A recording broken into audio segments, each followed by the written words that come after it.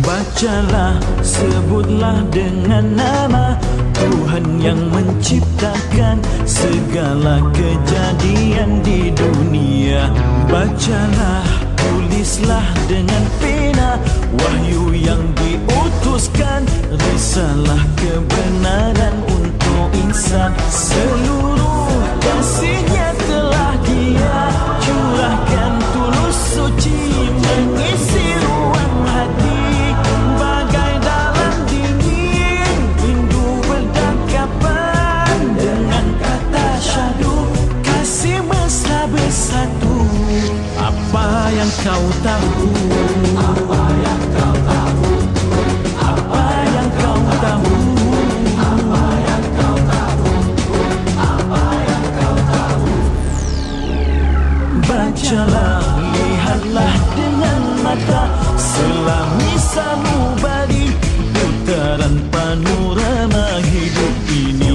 Bacalah tipuan mata hati, bisikan penuh mimpi, melamar kelalaian tidak henti. Suruhan larangan telah Dia sampaikan, jangan pilih haluan di muka.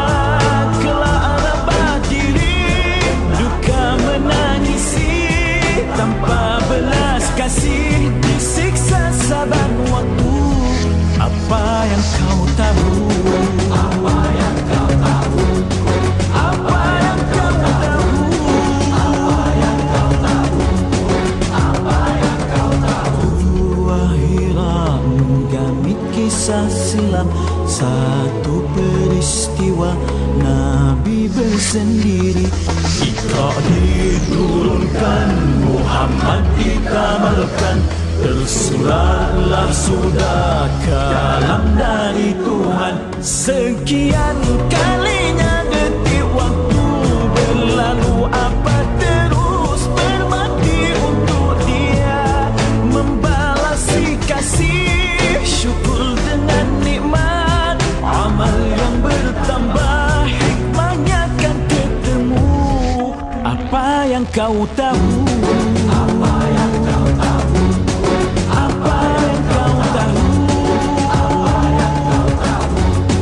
Apa yang kau tahu? Apa yang kau tahu? Apa yang kau tahu? Apa yang kau tahu?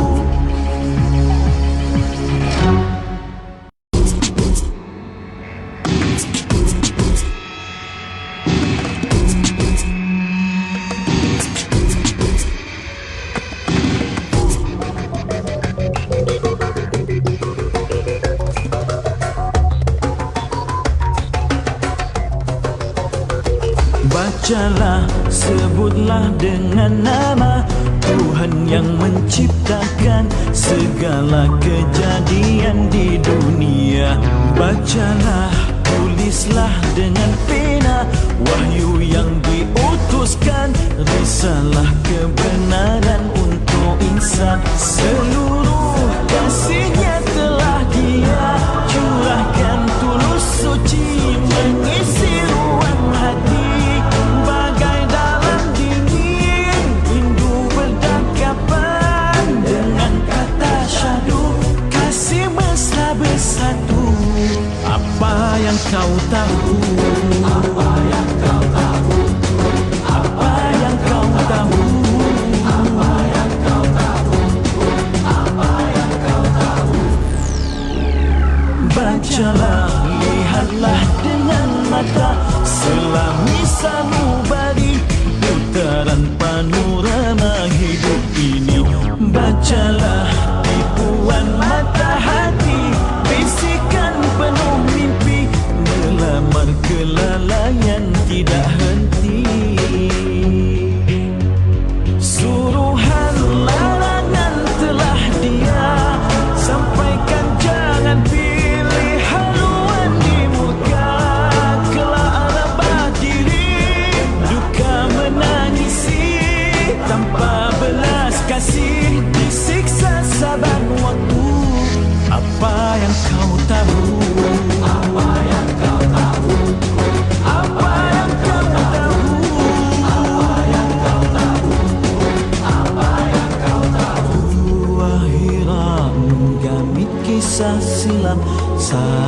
peristiwa Nabi bersendiri.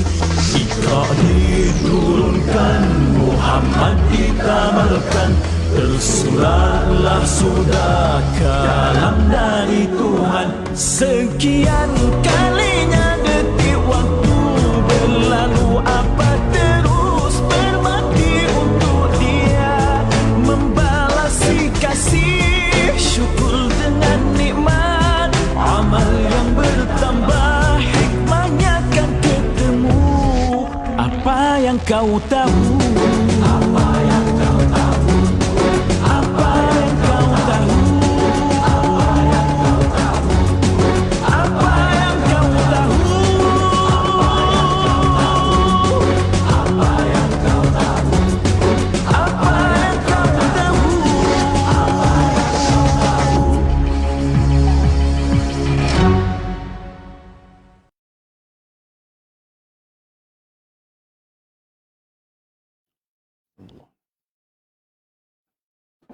Allah boleh lebih.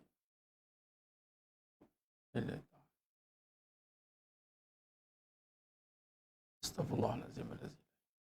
Wa na'buduka wa na'udzubika min syarri ma bulu. Assalamualaikum warahmatullahi wabarakatuh. Bismillahirrahmanirrahim. Innal hamdalillah nahmaduhu wa nasta'inuhu wa nastaghfiruh wa na'udzu billahi min syururi anfusina wa min sayyiati a'malina. May yahdihillahu fala mudilla lahu wa may yudlil fala hadiyalah. Asyhadu an la ilaha illallah wahdahu la syarika lah wa asyhadu anna Muhammadan abduhu wa rasuluh.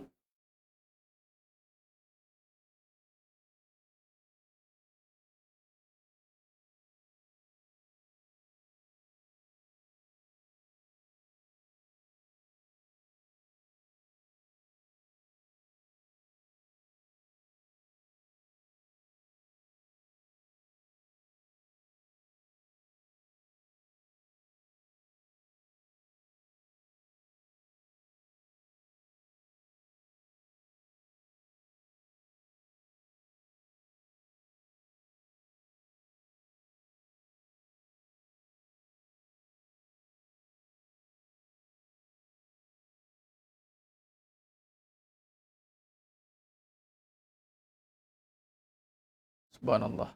Subhanallah. Okay. Assalamualaikum warahmatullahi wabarakatuh. Bismillahirrahmanirrahim. Innal hamdalillah nahmaduhu wa nasta'inuhu wa nastaghfiruh wa na'udzu billahi min syururi anfusina wa min sayyiati a'malina. May yahdihillahu fala mudilla lahu wa may yudlil fala hadiyalah. Asyhadu an la ilaha illallah wahdahu la syarika lah wa asyhadu anna Muhammadan abduhu wa rasuluh. Allahumma salli ala Muhammad wa ala ali Muhammad. Rabbi yassir wa la tu'assir, Rabbi tammim bil khair. Rabbi shrah li sadri wa yassir li amri wa hlul 'uqdatam min lisani yafqahu qawli. Allahumma aftah alaina hikmataka wa anshur alaina min khazaini rahmatika ya arhamar rahimin. Wallahu allazi la ilaha illa huwa alimul ghaibi wasyahadah wa rahmanur rahim. Wallahu allazi la ilaha illa hu al-malikul quddusus salamul mu'minul muhaiminul azizul jabbarul mutakabbir. Subhanallahi amma yushrikun. Wallahul khaliqul bari'ul musawwiru lahul asma'ul husna. Yusabbihu lahu ma fis samawati wal ardh wa huwal azizul hakim. Wala hawla wala quwwata illa billahil aliyyil azim. Wala manja minallah illa ilaih. Amma ba'du. Ayyuhal muslimun, ittaqullah, usikum wa iyaya bitaqwallah, faqad fazal muttaqun. Alhamdulillah. Alhamdulillah summa alhamdulillah ala kulli ni'mah. Alhamdulillah ala kulli hal. Bersyukur kita pada Allah Subhanahu wa taala dengan hati kata sebenar-benar syukur yang hadir dari hati kita ini. Hati yang bagaimana? hati yang benar-benar mengenal. Bagaimana istilah benar-benar mengenal? Mengenal dalam konteks melakukan segala suruhannya, meninggalkan segala larangan. Apakah segala suruhannya itu? Itulah melaksanakan segala tuntutan yang telah digaris pandukan oleh syarak, meninggalkan segala yang dimurkai oleh Allah Subhanahu wa taala. Mudah-mudahan sidang jemaah yang dimuliakan Allah Subhanahu wa taala, kita berada dalam golongan dan kalangan hamba-hambanya yang benar-benar bersyukur. Amin ya rabbal alamin. Alhamdulillah, insya-Allah bertemu lagi kita malam ini dalam siri pengajian online kita. Yang Allah izinkan untuk terus istiqamah, tuan-tuan. Untuk mendapatkan meminta istiqamah, hakikatnya susah. Sebab apa? Sebab semua yang ada di sekitar kita ini di luar kawalan kita. Masa, tenaga, apa saja segala urusan, ada saja halangan yang boleh menimpa. Namun apabila Allah berkehendak dan Allah nak ridha atas seseorang itu, maka Allah akan sibukkan dia dengan masa yang mana ditarifkan sebagai untuk ibadah kepada Allah. Nak menyatakan ingat kepada Allah. Ibadat itu ingat. Keseluruhan ibadat itu ingat. Terjemahan ingat itu dalam pelbagai rupa. Ingat dalam sebut, ingat dalam buat, ingat dalam kefahaman. Qauli, fi'li, qalbi. Digabungkan, digarapkan menjadi satu kesepaduan. Sehinggalah ia menjadi satu sebatian. Yang sebati di dalam keyakinan.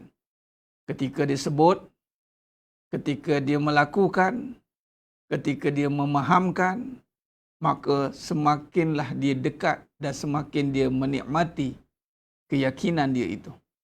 Semua amalan ini, tuan-tuan, yang kita lakukan, ibadat ini, tiada lain tidak bukan, semakinlah kita mendapat nikmat yang dinamakan halawatul iman, kemanisan iman. Tiadalah amalan itu yang menjadi kepada amalan yang semakin lama semakin ditinggalkan. Sebab itu kalau orang tanya kenapa engkau sentiasa istiqamah, kenapa engkau, aku susahlah nak istiqamah, aku payahlah. Kerana mungkin dia belum mencapai tahap kenikmatan. Dan dia tidak mendapat lagi pertolongan Allah secara mutlak. Sebab itu kena minta tolong pada Allah. Dalam kita nak beribadat ni, kita kena minta tolong Allah Ta'ala. Kita kena ada satu pengharapan yang tinggi kepada Allah SWT agar Allah letakkan kita dalam golongan yang sibuk dengan agama. Bukan sibuk dengan dunia. Jadi sedang jemaah yang menggunakan Allah Ta'ala, perbetulkan niat kita insya-Allah. Perbetulkan niat kerana Allah Subhanahu wa taala. Amantu billah sumastaqim. Berimanlah kepada Allah, kemudian istiqamah. Jadi antara yang menyebabkan istiqamah itu adalah tadi niat kerana Allah. Amantu billah. Bila orang ini dia niat kerana Allah, sudah pasti dia akan istiqamah. Sebab tu dalam konteks sesuatu perkara nak dikaitkan dengan Allah. Katalah dia nak buat kerana Allah. Sudah pasti dia kena istiqamah apa yang dia buat. Aduh, itu yang payah tu. Contoh, dia nak contoh, katalah menuntut ilmu. Menuntut ilmu kerana Allah. Bila kata menuntut ilmu kerana Allah, sudah pasti dia akan istiqamah dengan ilmu itu. Jadi, bila kata dia buat kerana Allah, maka dia memohon kekuatan daripada Allah dengan Allah. Maka Allah akan berikan satu jalan. Allah akan permudahkan untuk dia menzahirkan ketaatan dia. Ini kena sungguh-sungguh mohon kepada Allah. Apatah lagi ibadah wajib. Ibadah wajib. Macam untuk ilmu wajib. Solat 5 waktu wajib. Melakukan segala rukun yang suruhan yang wajib. Kalau yang rukun Islam itu, mungkin ada yang wajib pada waktu tertentu. Macam puasa. Belum tibanya Ramadan. Zakat. Itu belum tibanya fitrah. Contoh ataupun zakat pendapatan hujung tahun. Ataupun haji pun belum tiba waktu haji. Apa lagi? Yang mana dalam konteks iman, Islam, yang mana nak dijadikan kewajipan itu adalah keyakinan. Yang mana orang beriman mesti diyakin dan istiqamah. Solat, solat setiap waktu ada. Jadi yang wajib ini mesti diperkemaskan. Ada dalam satu hari kita ataupun dalam keseluruhan hidup kita, mesti kena ada misi untuk memperkemaskan yang wajib.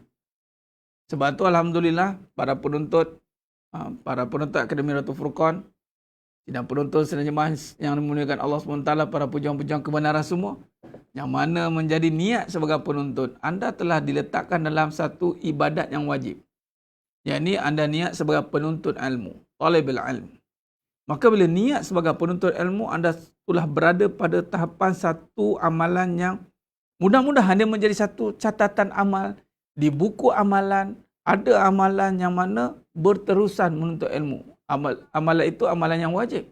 Menuntut ilmu itu wajib, malah ilmu yang membawa semakin faham tentang agama, iaitu ilmu akidah. Ilmu yang membersihkan dalaman diri, dalaman jiwa, mazmumah. Itulah akhlak, tasawuf. Maka ilmu-ilmu ini adalah ilmu-ilmu yang menjadi wajibal wajib.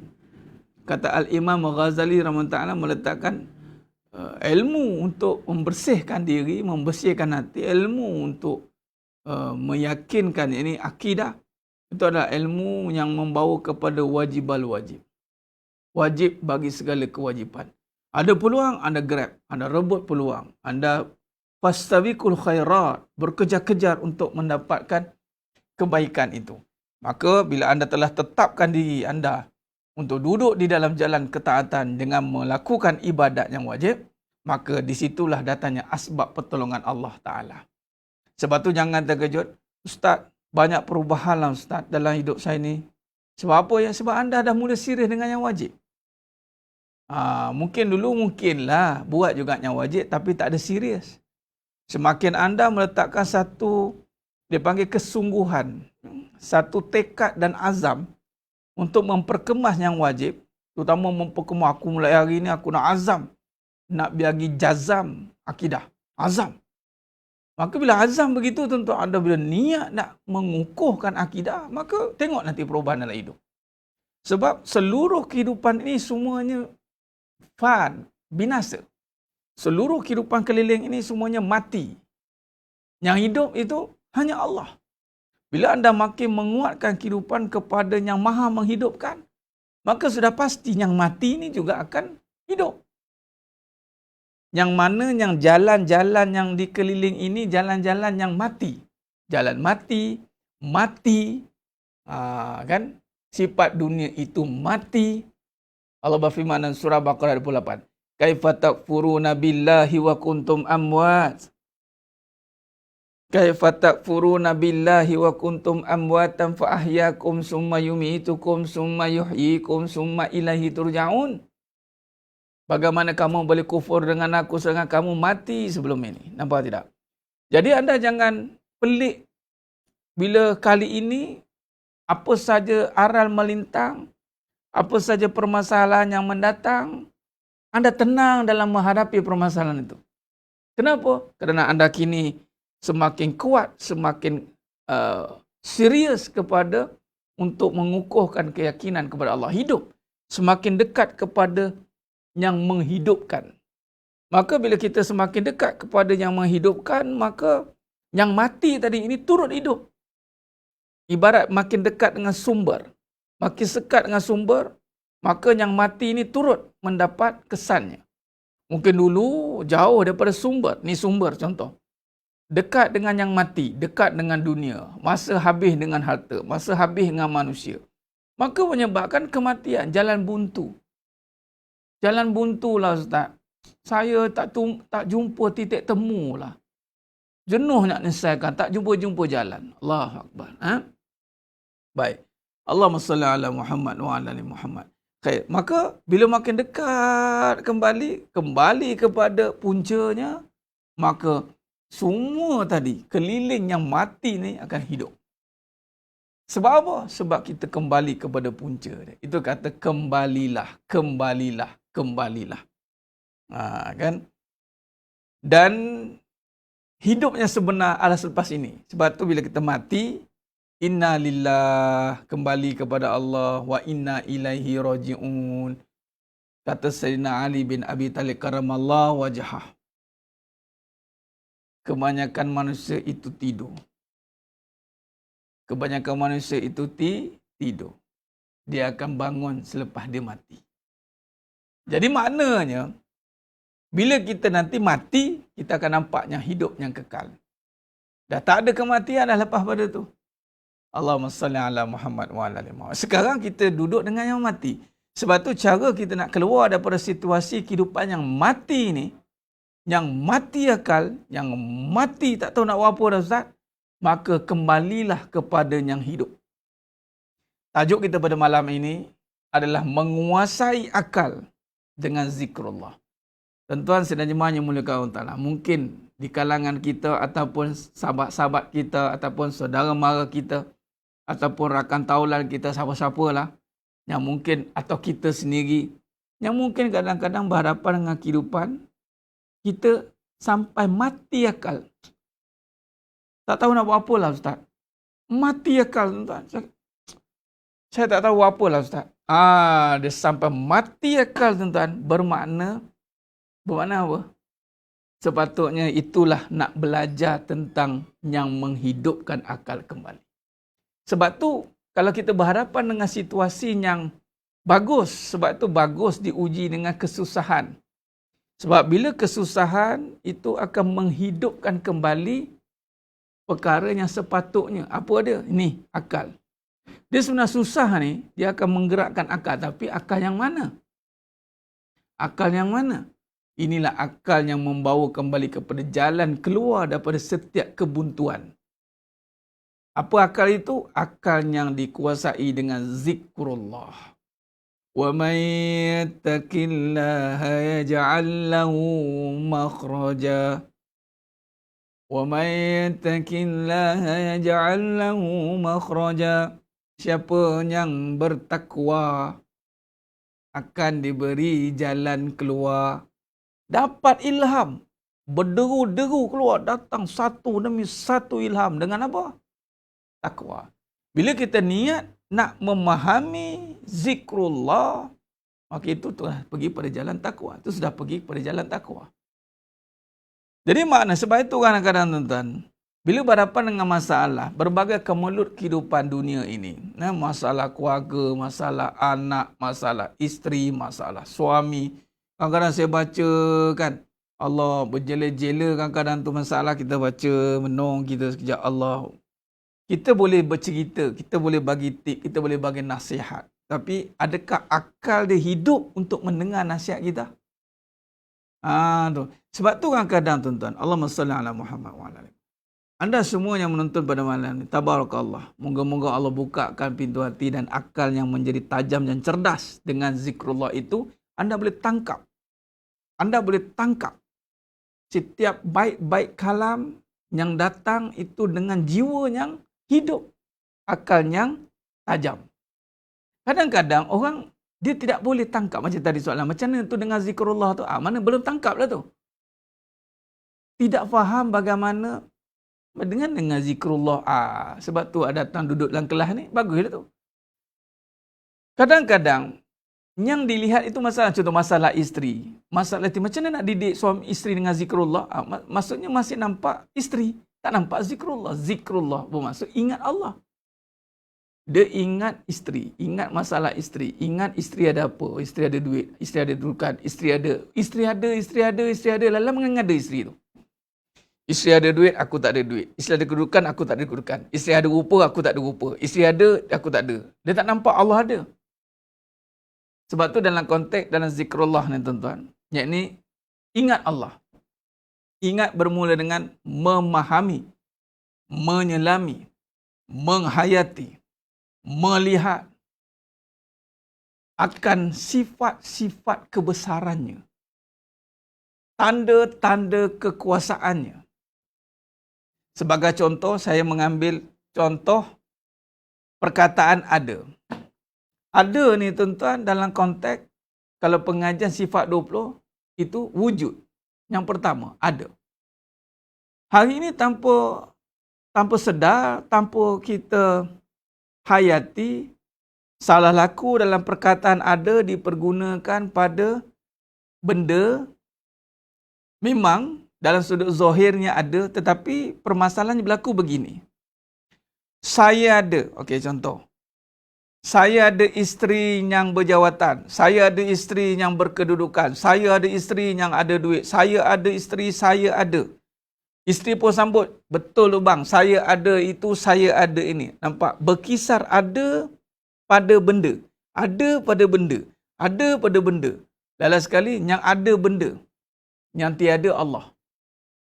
Sebab tu bila bertembung permasalahan, bertembung isteri yang ada, berada, bertembung suami yang dipanggil tak ada apa, mulalah kelu sibu bahasa.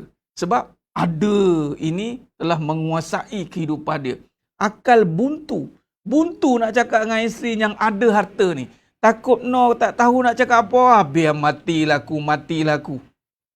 Sebab apa? Dia nampak ada. Ada tu pada isteri. Ada tu pada duit. Ada itu pada anak. Ada itu pada benda. Ada manusia. Dia tak tahu yang ada itu sifat Allah. Ada bab-bab zikrullah ni saya tak boleh tuan-tuan. Dia mula naik dia punya syekh dah. Tu dia. Salah faham, salah lihat, salah sangka, salah dalam mentafsir. Akal melihat manusia yang ada itu manusia. Ni bukan syarah sifat 20 hari ni. Kalau sifat 20 kita boleh buka pengajian, tapi adapun ini adalah perbahasan tentang akidah. Kita merangkumi segala perbahasan melibatkan sifat 20, melibatkan Asmaul Husna, melibatkan Al-Ayah dengan Al-Quran. Malah dalil berpandukan kepada surah Al-Alaq ayat 1. Iqra' bismi rabbikal ladzi khalaq. Bacalah dengan nama Tuhanmu pada sekalian kejadian. Iqra' bismi rabbikal ladzi khalaq. Bacalah dengan nama Tuhanmu. Tadi yang mengatakan ustaz macam nak didik isteri dengan zikrullah. Baca nama Allah pada isteri bukan baca nama isteri. Jemaah ada jawatan. Salah. Allah adakan jawatan pada jemaah. Selesai masalah. Jemaah tak ada apa-apa. Bila dia tak ada apa-apa, setiap kesalahan dia, setiap perkara dia tak tahu, ataupun dia tahu ke, ataupun dia ada ilmu ke, sebagai suami, wajib bimbing dia. Itu dia. Tak kisahlah gaji dia 10 juta ke, gaji kita 1,000 ke, I don't care. Itu cerita dia. Awak nak hidup dengan saya atau dengan duit awak? Kalau awak nak hidup dengan awak, duit awak, duduk dengan duit awak. Tu. Tapi nak kena ada satu sifat yang melihat ada itu hanya Allah. Kalau dia pun bercakap dengan ada diri dia bila sebut ada diri dia, itu akal dia dah pening. Sebab diri dia SPM dia. Yang isteri dia itu doktor. Pening dah dia. Dia nampak diri dia. Dia tak nampak Allah bagi jawatan pada sebagai suami untuk bentuk isteri dia. Doktor tak doktor. Campak luar doktor. Masuk rumah ke luar rumah. Malah wajib mendidik isteri untuk mengenal diri. Ini yang sebab ada soalan tadi tu. Saya nampak baguslah Allah bagi ilham tu. Terus saya masuk. Sebab nanti ada ayat yang kita nak bincangkan. Zikrullah ini adalah ingat Allah. Tanda-tanda kekuasaan Allah. Wa min ayatihi. Antara tanda-tanda kekuasaan Allah. Dan hari ini juga ada orang rasa lemah. Saya budak SPM Ustaz. Saya budak kampung Ustaz. Saya tak ada apa-apa Ustaz. Lemahnya saya tak ada apa-apa. Maksudnya lemah bukan sebab dia hamba Allah. Tapi lemah sebab dia tak ada apa-apa. Lemahnya manusia hari ini sebab dia serumah tak ada duit. Lemah dia. Rasa hebat sebab dia ada. Ini masalah. Patutnya dia lemah sebab dia tu hamba Allah. Hamba Allah lemah kerana yang kuat itu Allah. Sepatutnya. Ini kadang-kadang nak rasa lemah, kena jadi orang biasa. Kena susah, melarat. Baru nak rasa susah. Nanti kalau dia ada duit, dia kembang. Dia rasa hebat. Ini akal ni tuan-tuan. Akal ni akan jadi lemah selemah-lemahnya. Apabila zikrullah tidak menjadi yang utama. Apa maksud zikrullah? Ingat Allah. Ingat Allah. Tengok isteri, ingat Allah. Akal akan jadi cerdik. Akan jadi kuat. Akan jadi tajam. Tengok duit, ingat Allah. Bukan ingat duit yang ada. Ingat Allah adakan duit. Tengok isteri, Allah yang bagi isteri tu kat aku. Tak kisahlah dia sara ujung rambut, ujung kaki punya isteri sara. Kadang-kadang suami hilang sibuk bahasa bila ada seorang isteri menyara dia. Habis. Kelu tak terkata. Sebab apa? kena sama-sama lah Ustaz, sama-sama lah. Si isteri pula keluh si ibu buzzer sebab dia tak ada apa, suami ada semua. Lemah dia. Ataupun dia mula naik share dia sebab mentang-mentang dia tak ada apa-apa, jadi dia claim apa yang dia nak. Abang kena sara saya.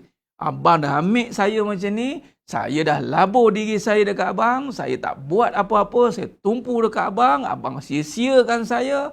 Abang ada mula nak claim kat abang pula. Sebab saya jumpa kes-kes yang macam ni tuan-tuan. Seorang isteri yang tiada berkejaya, suri rumah, tapi isteri dia ada kejaya. Sanggup berhenti, sanggup laburkan masa untuk suami dia. Ketika suami dia ada hal yang dipanggil rumah tangga-tangga, dia mula claim.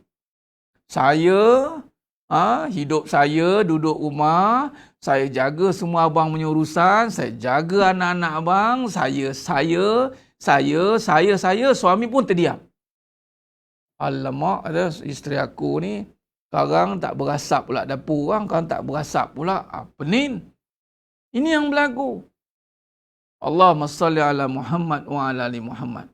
Jadi kita nak keluar daripada norma yang tidak normal ini. Ini norma yang tidak normal tuan-tuan. Sebab tu pengajian hikmah dalam kehidupan ini nak merungkai kembali salah laku, salah faham, salah serba-serbi di dalam akal yang mengungguli ni. Yang mengungguli, dia unggulkan akal dia ke depan. Oh, bahaya. Ini kita nak perbetulkan tuan-tuan. Allahumma salli ala Muhammad wa ala ali Muhammad. Sebelum ni dia tak claim. Allahumma salli ala Muhammad wa ala ali Muhammad. Jadi, bila ada sesuatu masalah, baru dia nak claim. Jadi maknanya yang dimasukkan dengan menguasai akal dengan zikrullah, bermakna akal yang Allah bagi ini mesti dimulakan dengan zikir lalu fikir. Jadi nak didik isteri itu mesti dengan zikir dan fikir. Bukan sekadar hanya dengan mainan kata-kata, hanya dengan perkataan yang boleh menjaga perasaannya, kemudian perangainya masih sama, cinta dunianya masih ada. Itu bukan mendidik. Allahumma salli ala Muhammad wa ala ali Muhammad. Khair. Baik. Jadi sedang jemaah yang muliakan Allah Subhanahu wa taala. Dalam kita nak keluar daripada norma akal yang pergi kepada tahapan adat. Kita tak nak duduk pada akal yang hanya duduk pada adat. Apa beradat? Akal kebendaan. Semalam kita dah sentuh tentang kaedah ataupun struktur bagaimana akal ni boleh buntu. Akal boleh jadi jumut. Akal boleh jadi sempit apabila dunia nafsu yang menguasai dia. Sebab itu, kita tidak boleh bawa bincang dengan orang yang orientasinya nafsu. Sebab pandangan dia pandangan sempit. Kalau nak bincang, cerita pasal duit, sempit. Kalau nak bincang pasal benda, sempit. Dia nak cerita pasal benda yang dinisbahkan dengan keadaan, sempit. Nak dinisbahkan dengan kebendaan, sempit. Nak dinisbahkan dengan keduniaan, perasaan, sempit. Bermaksud, selagi mana dia tidak alihkan fikiran dia itu dengan iman, selagi itu perbincangan dia akan jadi sempit. Sebab itu dalam akal ini akan menjadi sempit apabila dua-dua pula, katalah suami isteri, dia klaim benda yang sempit. Seorang klaim masa, seorang klaim harta. Seorang ni klaim giliran ke, belayan ke, seorang ni klaim dalam keadaan kebendaan. Masing-masing sempit di dalam membincangkan hal-hal keadaan. Jadi sedang jemaah yang memuliakan Allah SWT. Sebab itu kita kena keluar daripada corak pemikiran yang sempit, yang jumut, yang terhad, yang terikat dengan keduniaan. Nampak macam berfikiran jauh, tetapi selagi mana masih di dunia, lagi itulah pikirannya masih di takuk yang lama. Bila pikiran masih di takuk yang lama, tak usah mimpikan nak hidup berjaya. Dia akan kembali kepada perangai umat-umat terdahulu yang pernah jatuh, yang pernah rosak, yang pernah runtuh dek kerana perangai-perangai yang berorientasikan kapitalis. Ini bahaya tuan-tuan. Saya namakan perang saraf. Cukup bahaya kalau perkara ini tidak dikupaskan dengan begitu teliti. Sebab tu dalam tajuk yang ini, menguasai akal. Kita berperang dengan nafsu nanti tuan-tuan. Ingat, iman dan nafsu. Dia akan nak kawal akal. Sebab akal ni besar peranannya. Akal ni tuan-tuan adalah anugerah Allah Ta'ala. Yang membezakan kita dengan binatang. Yang membezakan kita dengan malaikat. Itu adalah akal. Ingat, akal inilah yang akan dirosakkan apabila sekiranya nafsu yang menjadi tunggangan. Jadi nafsu dan iman dia battle, dia akan dipanggil bertembung tuan-tuan. Maka syaitan pun masuk, iblis pun masuk memberi jarum-jarum yang melemahkan iman agar dia tak mampu nak menewaskan nafsu tadi. Bila nafsu dia semakin ke depan, iman dia semakin lemah, maka fikirannya telah ditunggang oleh nafsu. Bila fikiran ditunggang oleh nafsu, tak usah mimpilah nak keluar tip-tip kaedah-kaedah yang bersandarkan keimanan. Walaupun mulutnya dalam konteks sebut kepada bentuk keagamaan. Tetapi orientasinya sudah pergi kepada kebendaan. Ni overview dia tuan-tuan. Dia panggil khulasah dia. Baik. Saya boleh buat satu gambar rajah bagaimana Allahumma salli ala Muhammad. Baik. Kita lihat. Saya nak lukis begini. Sekarang ini bila sebut dunia ni tuan-tuan, ini tempat kita sekarang. Tapi kita tak nak duduk di dunia. Sebab dunia ni negeri tempat kecelaan. Bukan negeri tempat tinggal. Siapa kata? Al-Imam Hasan Al-Basri rahimahullah ta'ala. Bila dunia ini tuan-tuan, yang akan menguruskan dunia itu akal. Sebab tu dalam Quran banyak menggunakan perkataan afala ya'qilun, afala tatafakkarun, ya'qilun. Memang akal akan uruskan dunia. Tetapi apabila akal ini berjaya dikuasai oleh nafsu,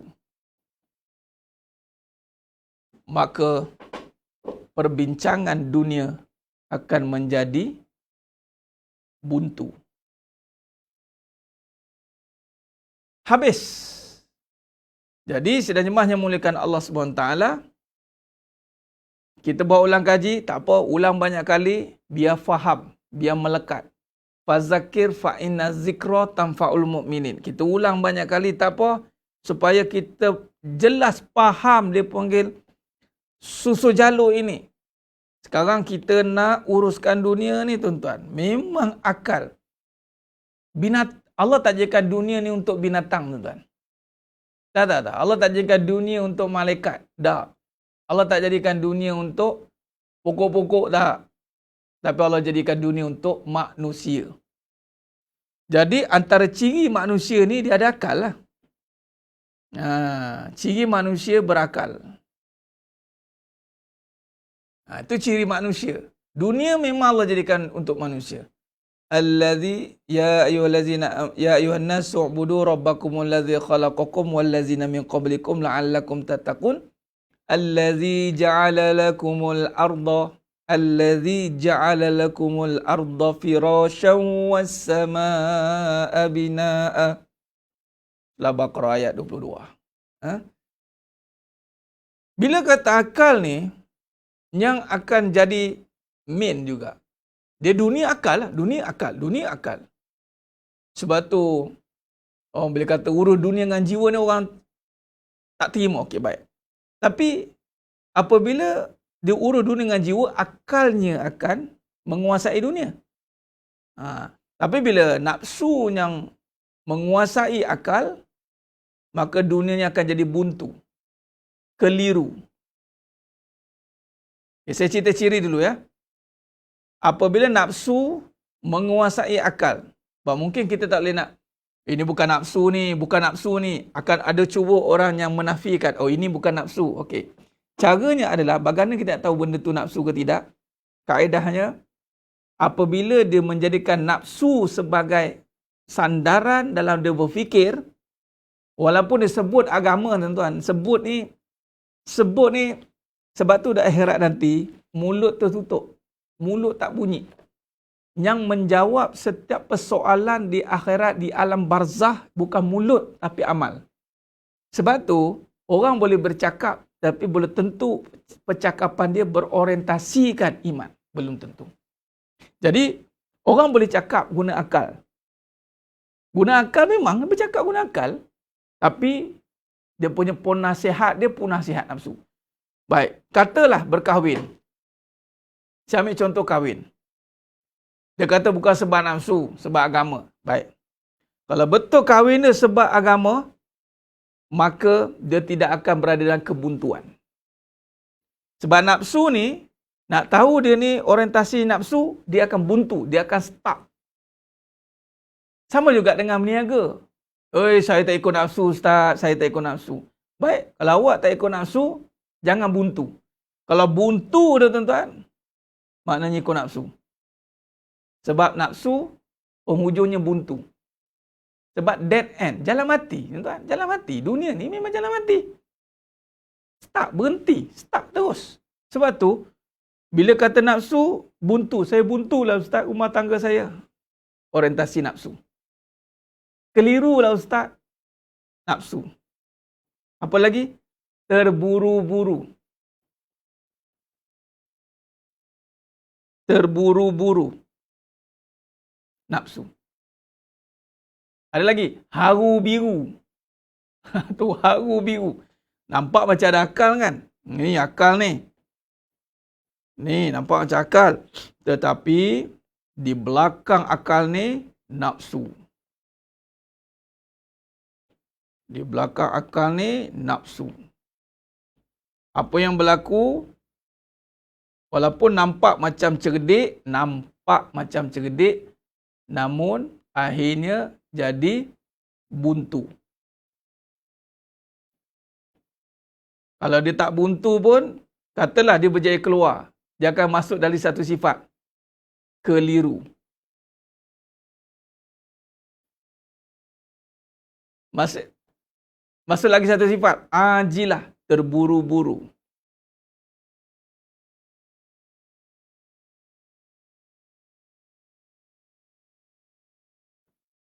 Apa lagi? Haru biru.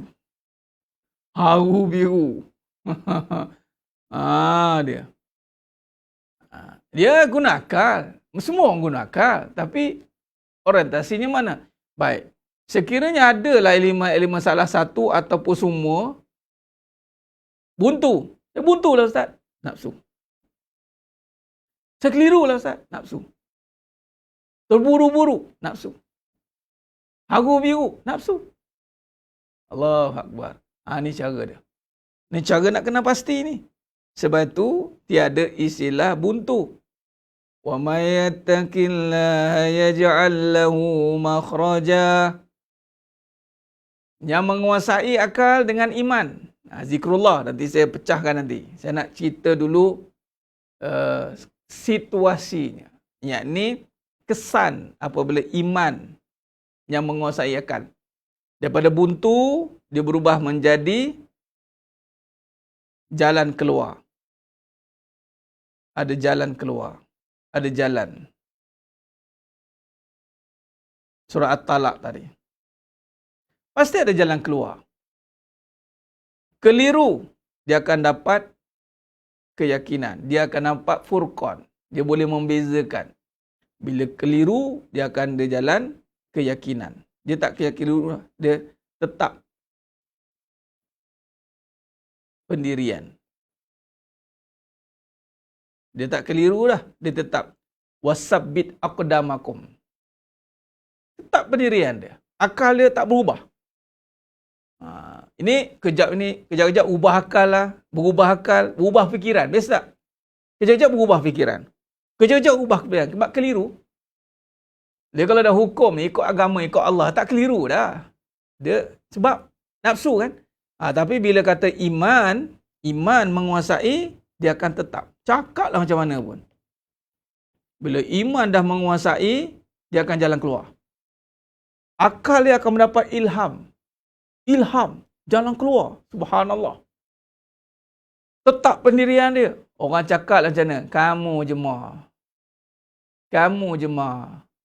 Kamu nak makan apa? Kamu tak ada duit. Kamu biarkan leman tu bekerja. Biar dia sara kamu. Ish, aku idak lah, kata dia. Ha. Ni si Joyah ni lah. Kalau aku idak lah. Tengok aku sekarang. Tengok. Aku prepare. Aku baru kena cerai. Tapi aku prepare. Nampak konon-konon dia. Padahal hidup dia warga juga. Nyarihlah aku ada duit. Nyarihlah aku bekerja. Ha? Tak macam kamu ni. Kamu jadi apa-apa pada kamu jemaah. Apa yang kamu? Jemaah pun cakap. Aku ada Allah, Joyah. Dalam kamu nasihat aku ni. Kamu baru diceraikan. Ha, kerana pendirian kamu tadilah. Berpendirian bahawa kena ada duit setinggi sesenang apa-apa. Kamu keliru jemaah. Joyah. Pening si Joyah kena. Si jemaah tetap pendirian dia. Sebab apa? Dia duduk dengan iman. Dia bukan duduk dengan si Leman. Si Joyah tu duduk dengan si Leman. Sebab tu dia kata, tak boleh jadi aku dengan si Leman ni. Kata. Nampak? Tak boleh jadi. Datang keraguan tu. Keraguan. Dia datang allazi waswisu fi sudurin nas. Dia bakar. Tetap pendirian. Ni keliru tadi. Nampak? Terburu-buru. Dia jadi orang yang tenang. Orang yang tenang, tuan-tuan. Ataupun ada tomak ninah. Ada tomak ninah. Dia tenang. Dia orang tenang dan orangnya ada tertib. Tuan-tuan, sedang jemaah dimulakan Allah Ta'ala. Orang beriman ni, akal yang dibimbing dengan iman ni, yang dia menguasai zikrullah ni, hidup dia berjadual yang tertib. Bukan, hari ni nak buat apa? Checklist. Dalam sekali checkmate. Checklist, checkmate. Tak terbuat. Burn out. Stress. Sebab apa? Nampak macam benda tapi tak ada satu kitaran yang tenang. Dia tak ada tertib. Apa yang nak didahulukan, apa yang kemudian dikemudiankan, mana yang wajib, mana yang haram tinggalkan, mana yang wajib, mana yang sunat, mana yang harus. Ini orang yang iman ada. Cari duit untuk mak mertua, cari duit untuk mak ni orang isteri. Dia bekerja sebab cari duit untuk mak dia. Mak dia ada juga adik-adik lelaki lain ke semua. Dia buat benda yang tak wajib pun. Tapi dia buat kerja tu nak bagi mak dia duit macam wajib. Pada Islam tak membebankan. Nampak? Bagi kat suami pun tak wajib, padahal yang paling dekat tu apa tak lagi bagi kat mak. Tapi nak buat baik Ustaz, nak buat baik buatlah. Tapi anda paksa diri tu. Dah sekali, letih bang, saya letih abang tahu tak? Dah pula. Yang mana yang wajib dalam hidup kamu ni? Dia pun bening. Patutlah kelang kabut hidup. Akal tak disusun dengan iman. Yang wajib tidak diutamakan. Yang sunat jadi wajib. Yang wajib jadi harus. Allahu Akbar. Nampak? Jadi orang yang beriman, tenang, tertib. Dia ada susun atur dia. Aru biru, dia akan jadi, kan resah gelisah ni, dia akan jadi sentiasa mendapat inayah, pertolongan Allah. Pertolongan Allah.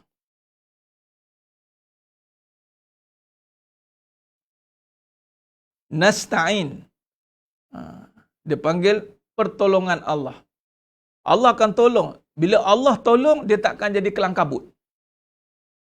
Sebab tu kita nampak dia ni banyak dalam hidup dia susun atur dia, tapi tersusun.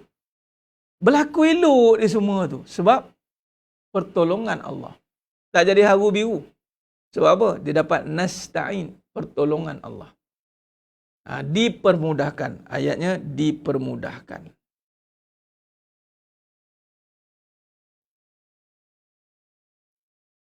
Ni.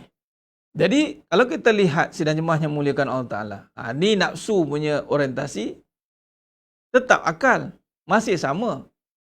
Dia gunakan akal juga, si fulan A guna akal yang didorong oleh nafsu. Yang si fulan B guna akal yang didorong oleh iman. Allahumma salli ala Muhammad wa ala ali Muhammad.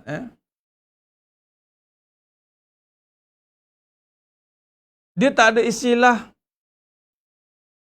dah banyak kali aku cuba tak jadi-jadi. Dia tak ada. Allah gerakkan, dia panggil bantuan yang datang dengan satu gerakan yang mengurangkan banyak kesilapan, salah laku. Kan? Yang mana kita pengajian kehidupan, dia tiada lagi salah laku. Nampak? Ini perbezaan dia. Ini perbezaan dia, tuan-tuan. Sidang jemaah yang muliakan Allah SWT. Khair. Maka di sini kalau kita lihat, Allahumma salli ala Muhammad wa ala ali Muhammad. Jadi, bagaimana? Ini soalan dia. Kita dah faham. Dalam konteks akal, sebelum kita nak bicara soal dunia ni, maka dia ada keutamaan akal. Dia kena bicara soal akhirat. Ni. Memang dunia ini keperluan kita. Namun akhirat itu adalah keutamaan kita. Dalam konteks dunia, itu keperluan. Namun akhirat kemahuan. Letakkan pada atas ni, kemahuan. Sebab apa ada kemahuan di sini? Dalam surah Al-Qasas ayat 77.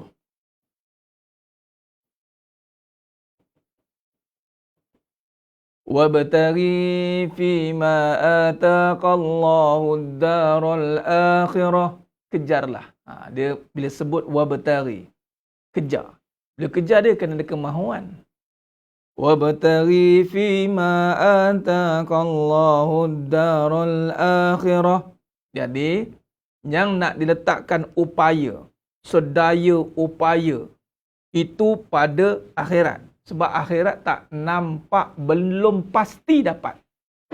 Dunia ni pun belum pasti dapat, tetapi nampak. Contoh, pahala, harta. Harta dengan pahala, nampaklah harta, pahala tak nampak. Jadi, dalam yang nampak ni, patutnya tak adalah dia bekerja sangat sebab nampak kan. Contohlah tuan-tuan, kita nampak barang kat depan. Kita tak adalah bekerja sangat nak ambil. Tapi bila tak nampak tu, kita bekerja tu. Sebab, kita duk mengharapkan mesti ada. Sepatutnya, jadi daya upaya tu, dia kena letak dekat akhirat. Menggunakan akal, sedaya upaya nak memikirkan pahala yang jelas. Dia minta nasihat. Ustaz, ni macam mana ni perancangan akhirat saya ni, Ustaz? Dia tanya orang alim ulama. Dia minta design dia. Betul tak ini akhirat? Betul tak adakah ini? Dia. Macam tadi ada yang inbox, saya tak jawab lagi. Ustaz, boleh tak benda ni dia nak bisnes horor ke macam mana? Sejak mengikuti pengajian Ustaz ni, saya mula nak berhati-hati lah Ustaz. Bagus. Dia mula ada sensor. Dulu mungkin melintang lalu membujur sapu. Tapi sekarang bila dia dah faham, dia zap. Akal dia sudah sensor. Ada, nak kena cek dululah, dia dah tak terburu-buru. Masuklah cepat. Ni peluang terakhir. Tak apa. It's okay. Bagi aku kaji dulu. Dia bab dunia ni dia kata, tak apa, kita bincang. Tapi kalau bab akhirat tak buat bincang lah. Pahala, okey. Ni pahala tak apa, saya bincang dululah pahala ni sebab banyak lagi pahala kan. Jadi banyak lagi lah. Dia bab pahala dia mula kira-kira. Tapi bab harta, tak boleh ni. Kita tak boleh lepaskan peluang ni. Peluang datang sekali ni. Dalam bab harta, fast action. Dalam bab pahala, slow motion. Dalam bab pahala, slow motion. Bab harta, fast action. Oh, melampau. Itu kemahuan. Dia kena fast action, bab pahala. Slow motion, bab harta. Dah? Relax dia harta je. Dengar pun dia tak ada nampak gairah dia. Gairah dia tak ada. Steady. Dia perlu. Dia perlu tapi dia tak nampakkan kegairahan. Sebab bila keperluan, dia tak ada desakan sebenarnya. Yang mendesak ni kemahuan. Yang sepatutnya kita letakkan sense of urgency ataupun satu sifat yang tiada intazar. Dia tiada tunggu-tunggu. La mamnu, tidak boleh intazar, tidak boleh tunggu. Itu adalah pahala. Aku tak tunggu ini hari. Siapa yang menunggu-nunggu, menunda-nunda nak buat kebaikan, maka dia sudah ditalbis oleh iblis. Sebab tu kebaikan itu tidak boleh ditunda-tunda. Kalau time muda lah buat. Sekarang lah, al-an sekarang. Kalau tergerak rasa nak bagi duit, ada sekarang bagi. Tak tahu mati bila. Dia macam tu. Tapi harta ni tak apa. Nanti kita bincang. Tu dia. Dia kena macam tu, tuan-tuan. Jadi maknanya, kita letakkan. Bila bab akal, dia ada keutamaan. Baik, kita belajar tentang keutamaan dulu. Dia panggil ni aulawiyat, keutamaan. Dalam bab keutamaan ni. Ini perbahasan tentang nak zikrullah ni, tuan-tuan. Sebab bila kata kita nak meletakkan akal dengan zikrullah, pasti kita pergi kepada apa yang Allah suruh dulu. Akhirat. Sebab apa? Dia iman. Bila sebut tentang akhirat, cerita tentang siapa ni? Bila sebut akhirat, Maliki Yaumiddin. Dia akan pergi kepada Allah, tuan-tuan. Dia ada jenis dia ada torik dia. Dia tak ada tiba zak. Dia mungkin kata terus ke Allah, tapi tolak akhirat. Jangan. Tak jadi. Dia bila kata akhirat, dia mesti bertemu Allah. Sebab, kenapa? Kena meyakini akhirat. Ciri orang beriman, dia percaya pada akhirat. Jadi akal, dia akan tangkap akhirat, kemudian dia akan pergi kepada pencipta. Alladzina yu'minuna bil ghaib. Percaya pada gaib. Yang mana, kalau cerita tentang iman, mesti akan dikaitkan tentang hari akhirat. Man amana billahi wal yaumil akhir. Man amana billahi wal yaumil akhir. Percaya pada Allah, hari akhirat. Allah, hari akhirat. Tidak boleh terpisah. Hari akhirat. Yaumil dunia, sebenarnya hari dunia tiada bagi orang beriman ni hari dunia. Yang ada hanyalah hari akhirat. Allahumma salli ala Muhammad wa ala ali Muhammad. Tu dia. Jadi maknanya, sidang jemaah yang muliakan Allah Ta'ala, bila kata keutamaan, pahala, kemahuan, dalil surah Qasas tadi, maka dia akan letak ke akal ada desak. Dia ada yang mendesak untuk dia letakkan azam untuk berfikir tentang pahala, mahu pahala. Akal ni akan menggerakkan, tetapi disandarkan oleh iman. Apabila akal ini dialihkan kepada akhirat, maka perbincangannya akan pergi kepada Allah. Tu dia. Barulah dia naik ke makam zikrullah. Allahumma salli ala Muhammad wa ala ali. Dunia, keperluan. Uruskan saja. Urus. Ini dipanggil urus. Tadbir. Allahumma salli ala Muhammad wa ala ali Muhammad. Innal ladzina amanu wal ladzina hadu wan nasara was-sabiina man amana billahi wal yawmil akhir wa 'amilus shalihat falahum ajruhum 'inda rabbihim wa la khaufun 'alaihim wa la hum yahzanun. Ini dia, orientasi akal orang beriman itu, bila dia percaya kepada Allah, dia mesti percaya pada hari akhirat, perbincangan hari akhirat, dosa pahala, maka kemahuan itu akan menjurus kepada akal memikirkan tentang akhirat. Dia tak ada yaumil dunya wal akhirat, tak ada. Dia ada yaumil akhirah. Man amana billahi wal yaumil akhir. Dia tak ada yaumid dunya wal akhirah. Sebenarnya akhirat tak boleh buat bincang, tuan. Akhirat ni dia tak boleh buat bincang. Sebab apa tak boleh buat bincang? Sebab tak perlu dibincangkan. Sebab dia kena buat.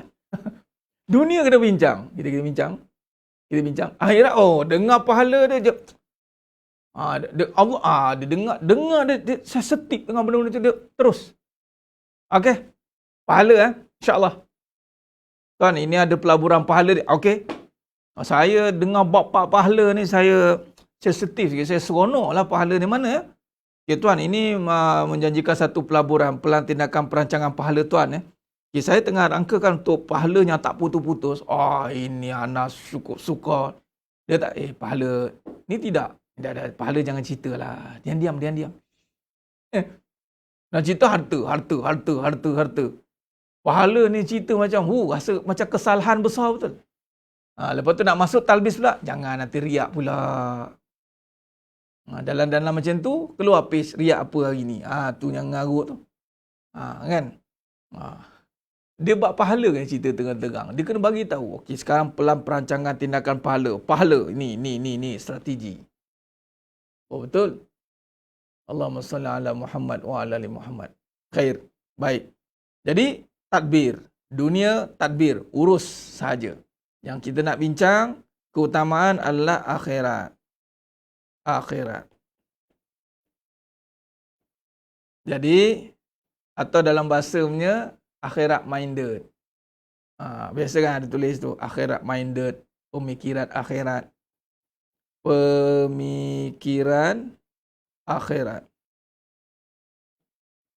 Apa lagi? Dalam bahasa perbincangan saya tulis apa? Mengakhiratkan dunia.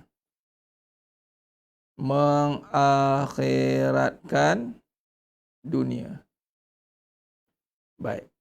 Kita cerita fasa by fasa, ya, tuan-tuan. Sebelum saya nak cerita kepada kemuncaknya Allah. Tu zikrullah. Yang utama, dia ultimate, itu Allah. Tapi nak cerita dulu, bagaimana corak pemikiran akhirat ini? Pertama, bagaimana corak pemikiran akhirat? Bagaimana dikatakan corak pemikiran akhirat? Baik, bila sebut akhirat, corak pemikiran dia akan berfikir tentang dosa, pahala. Ini corak dia. Dia tak ada corak lain, dia tak ada pattern lain. Ini pattern dia. Dosa, pahala.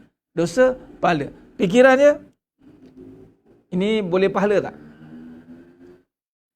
Tuan, ini tuan nak beli apa? Saya nak beli ni lah untuk projek ni ke apa ke untuk agama. Ni pahala ni. Untuk pahala, ni harga berapa? Katalah, handphone ni berapa harga? Ni nak buat untuk live contoh. 1,000. Saya bayar 2,000. Terdiam kawan tu. Apa hal? Untuk pahala, takkan saya nak potong pula? Untuk pahala, saya mana boleh potong? Pahala saya katanya. Contoh kalau nak tawar-menawar. Orang tawar-menawar bukan makin ke bawah harga dia. Lagi pula kalau kita beli dengan orang yang susah. Orang susah dah tahu kan dia susah. Dah tahu dah untung dia tak banyak ni. Kita punya tawar sampai licin kawan dia punya untung. Dia tahu untung tak banyak. Satu benda tu dia jual RM5, tuan-tuan. Kita tanya dia berapa ni.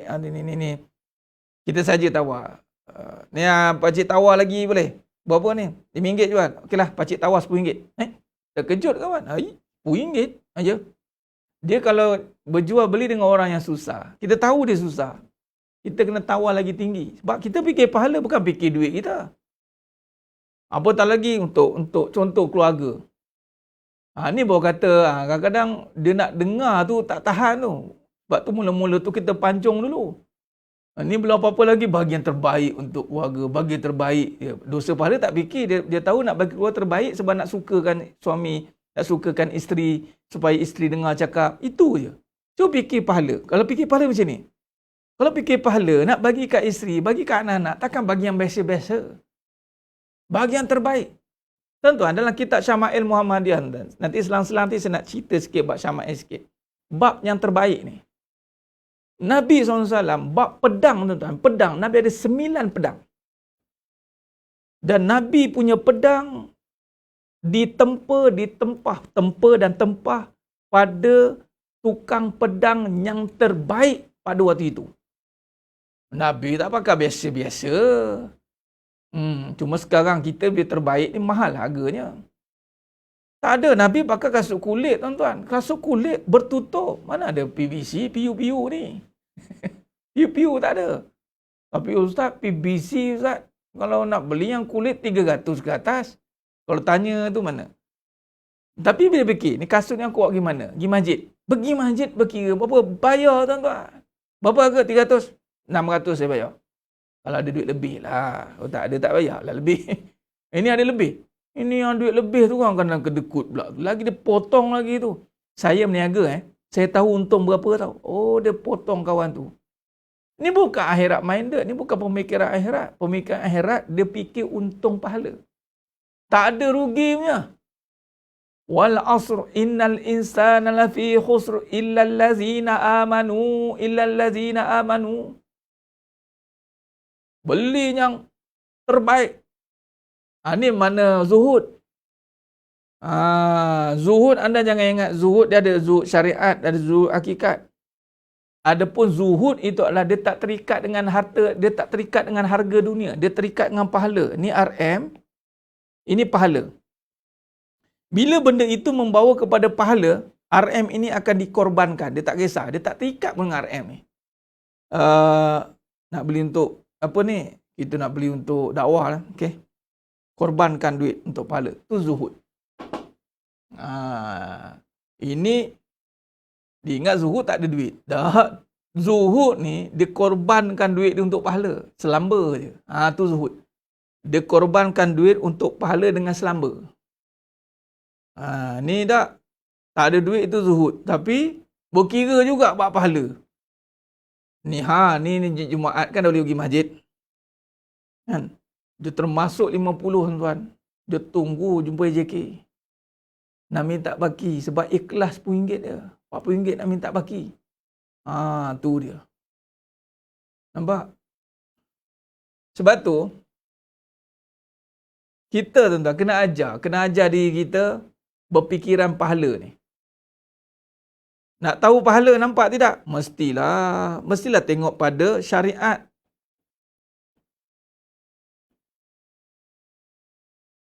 Yang tidak melanggar agama lah. Contoh untuk pakai apa? Selagi mana pakainya niat itu untuk jalan kebaikan. Apa dia? Kebaikan. Nak cerita dia adalah kebaikan. Ni kita tengok. Ni nampak tak zikrullah? Nampak? Bukannya sekadar kita memfitnah. Kadang-kadang ada orang dia memfitnah. Subhanallah. Ni bahaya ni. Sebut nama Allah ni. Dia sebut Allah tapi dia fitnah. Subhanallah. Sehingga dia orang nampak Islam tu tak ada kualiti. Islam itu dipandang dah tak ada apa baru bagi. Tak boleh tuan-tuan. Dia kebaikan dan yang terbaik. Ayyukum ahsanu. Ahsan ni yang terbaik.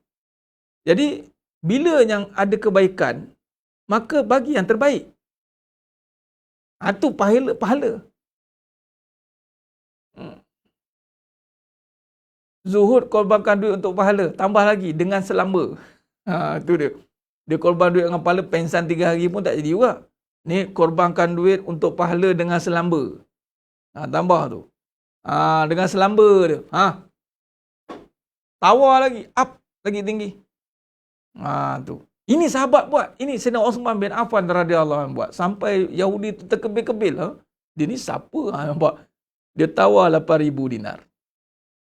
Sayyidina Osman bin Affan radhiyallahu anhu kata 12,000 dinar. Tu baru tu tawar. Supaya sampai duit tu jadi tawar. Manis pada pahala. Ini sampai pahala jadi tawar. Manis pada duit. Allah. Jimat duit aku. Jimat duit. Ni cara fikir tuan-tuan. untuk mak, untuk ayah, untuk orang penting, untuk agama, ini untuk keluarga. Jadi tak adalah jadi buat benda yang sambil lewa. Orang akhirat dia tak buat sambil lewa sebab semuanya pahala. Kebaikan. Ada kebaikan tak ni? Kita tanya. Ada kebaikan tak? Ada. Okey, ada. Tak kira. Ni kalau tak ada kebaikan, tak payah. Sama ada dia ada pahala atau tidak. Kalau tak ada pahala, jangan terus buat. Rugi, tuan-tuan. Itu cara fikir dia, tuan-tuan. Boleh jelas? Tu. Ni duduk ni, malam ni, duduk kerah-kerah dengar ni. Ada kebaikan? Ada. Jangan berkira. Duduk bagi-bagi duit tu, ada kebaikan tak? Ada. Jangan berkira.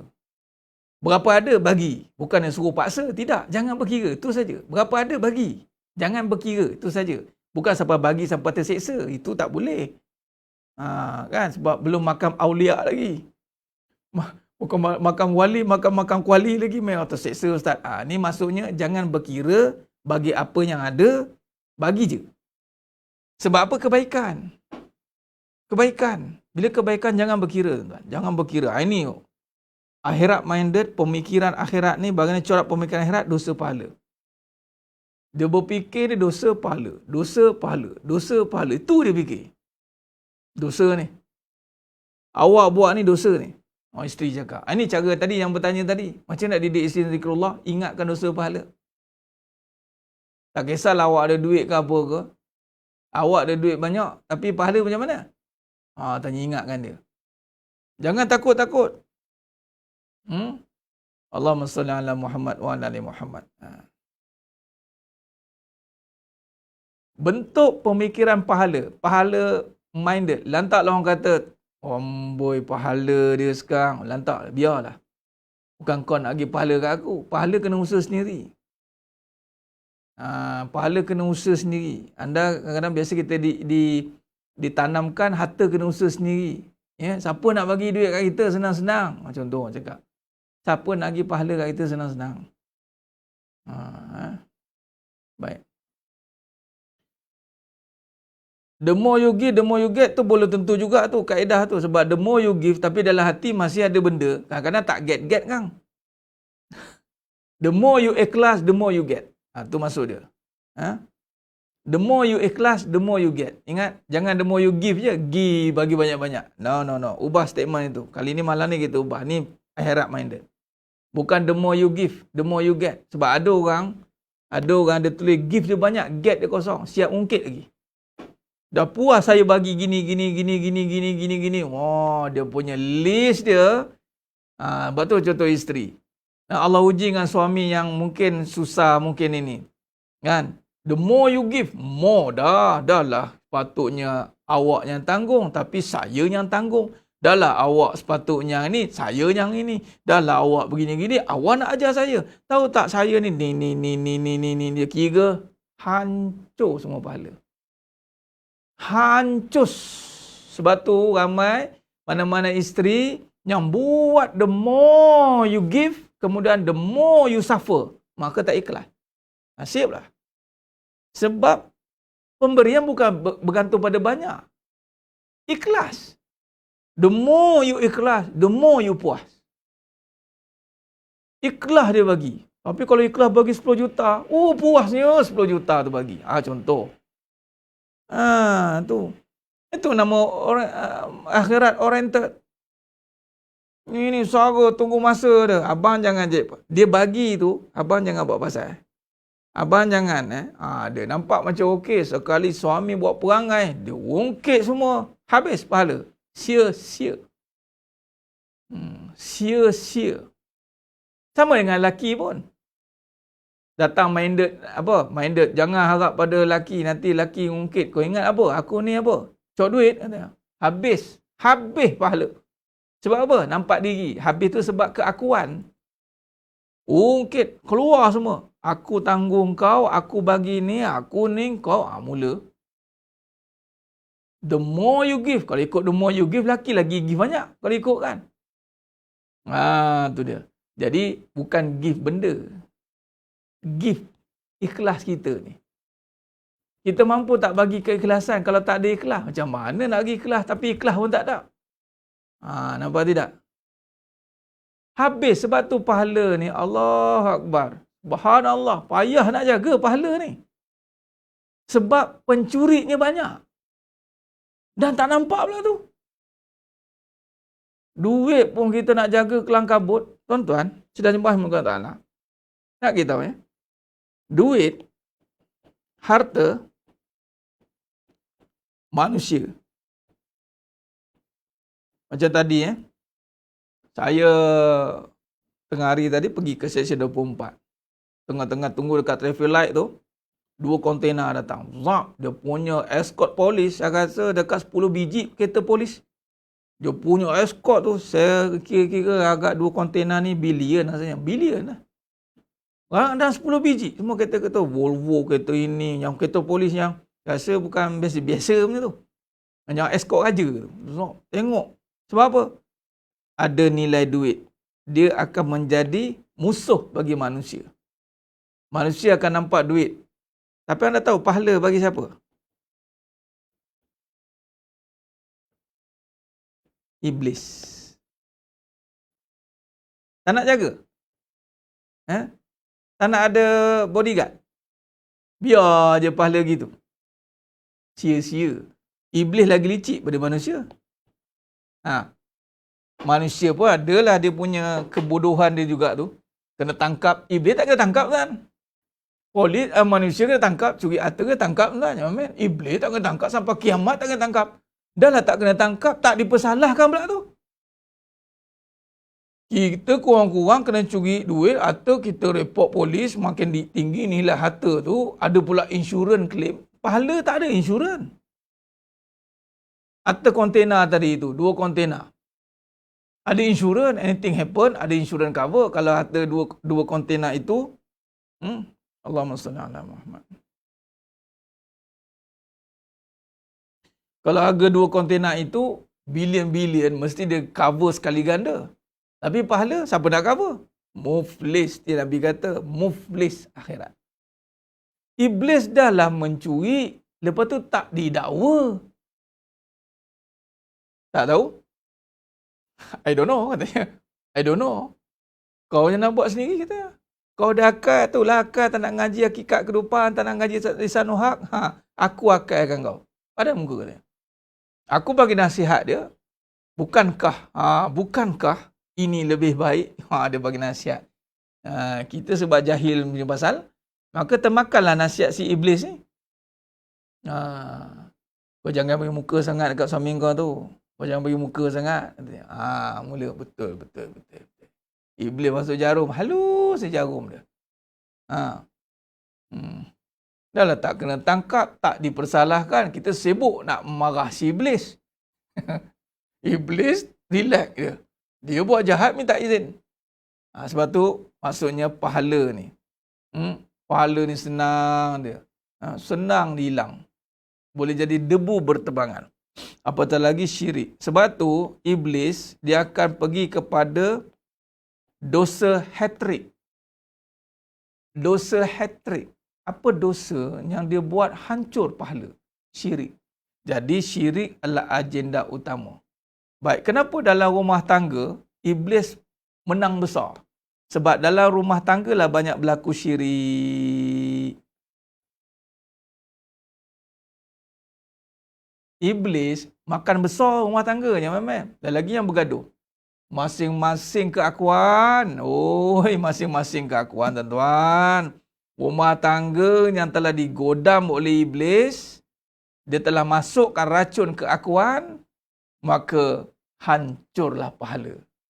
Iblis win the battle. Dia kata apa? Nasib lah. Allah suruh kau belajar. Kau malas, kau cari duit. Padan muka. Kau cari duit, kau cari rupa, kau cari benda. Padan muka. Iblis kata. Dia tepuk tangan. Syabas, inspektor sahab. Syabas. Padan muka. Sebab dalam rumah tangga, keakuan banyak. Aku. Aku lagi baik pada dia lah. Si isteri pula. Dia, akulah. Nak pula ada orang ketiga. Dia ni siapa? Tiba-tiba nak masuk ni. Masuk line pula. Dia siapa? Marah pula si isteri ni. Kau tahu aku siapa? Aku isteri pertama dia lah. Aku tahu semua dalam poket aku lah. Kau siapa? Kau baru nak masuk. Oh, dia punya marah dengan mata merah dengan ini semua. Iblis tengok, come on. Bagus, bagus katanya. Suami pula, kau tahu aku siapa? Aku ada lah, aku ada duit. Aku ada kuasa lah. Aku boleh buat lah. Tak perlu tunduk dengan isteri ni. Oh, cakap pula sombong. Nampak tidak? Anda sekarang nampak tak macam mana rumah tangga ni boleh jadi komplot kepada menghancurkan pahala? Nah, jadi senang jemaah yang mulakan Allah Subhanahu Wa Taala. Jadi kita dah faham, kita cerita peringkat by peringkat, maka kita dah nampak bagaimana kita nak mencorakkan kembali akal kita dengan perbahasan iman. Allahumma salli ala Muhammad wa ala ali Muhammad. Sebab itu saya banyak tekankan perkara ini, sebab nanti antaranya nanti kita lepas ni kita bincang pada perbahasan tentang Allahumma salli ala Muhammad. Pemikiran akhirat pada konsep melihat kekuasaan Allah Ta'ala. Kita akan jadikan rujukan surah Ar-Rum. Saya lalu gunakan ayat ni dan hari ini dalam masuk tajuk ni kita akan bincang dengan lebih mendalam, terperinci. Contoh di antara ayat yang menggunakan tentang tanda wa min ayati an khalaqalakum min anfusikum azwaja. Surah Ar-Rum ayat 21, surah Ar-Rum ayat 20, wa min ayatihi wa min ayati an khalaqakum min turab. Ada 1, 2, 3, 4, 5 daripada surah Ar-Rum ayat 20 sehinggalah ayat 24 dimulakan dengan wa min ayatihi yang berturut-turut. Maka antara kaedah kita nak mengakhiratkan dunia juga adalah dengan kita meletakkan perbahasan tentang tadi dosa pahala. Ini dipanggil perbincangan tentang tanda-tanda kekuasaannya. Baik, dosa pahala pun satu bab, tanda-tanda kekuasaannya pun satu bab. Dosa pahala kita bincang macam tadi. Ini pahala tak? Ini dosa tak? Okey. Dalam perbincangan tanda-tanda kekuasaan pula nanti, dia tak bincang tentang dosa pahala, dia cerita tentang kuasa. Antara ini, surah Ar-Rum ayat 20, wa min ayati an khalaqakum min turab. Allah kata, Allah berfirman, dan di antara tanda-tanda kebesarannya, dia menciptakan kamu daripada tanah. Daripada tanah. Kita renung pula pada tanah. Dia bukan cerita dosa pahala ni, tapi berbicara soal kekuasaannya. Dan biasanya bila kita cerita tentang kekuasaannya, automatik dosa pahala ni akan berada di bawah perbincangan. Maksudnya dia akan melaksanakanlah dosa pahala tu, sebab dosa pahala ni suruhan dan larangan Allah SWT. Baik, jadi sedang jemaah yang dimulakan Allah Ta'ala, saya kira cukup setakat tu dulu perbahasan kita pada malam yang penuh barakah ni. Mudah-mudahan apa yang kita bincangkan ni, insya-Allah Allah rahmati, Allah berkati kita. Kita bersungguh-sungguh bersungguh-sungguh untuk kita perbetulkan balik corak pemikiran kita. Dan pentingnya untuk kita mendalami apakah kaedah kita berfikir selama hari ini. Adakah kita berfikir mengikut kepada SOP yang sebenar ataupun kita terkeluar daripada landasan itu. Allahu Akbar. Mudah-mudahan Allah lindung kita. Mudah-mudahan Allah istiqomahkan kita untuk terus berada di jalan ketaatan, insya-Allah. Mohon ampun, mohon maaf atas segala kekurangan, terkasar kata, terkurang bicara. Hanya Allah Ta'ala sajalah yang mampu menyempurnakan perbahasan kita pada malam ni. Aku qouli hadza wa astaghfirullahalazim li wa lakum wa billahi taufiq wal hidayah. Assalamualaikum warahmatullahi wabarakatuh. Kita tangguh dengan tasbih farah dan suratul Ahzab. Subhanakallahumma wa bihamdik asyhadu an la ilaha illa anta astaghfiruka wa atubu ilaik. Bismillahirrahmanirrahim. Wal 'asr innal insana fi khusr illa allazina amanu wa amilus solihat wa tawassaw bil haqq wa tawassaw bis sabr. Wallahu a'lam bissawab. Takbir. Allahu akbar.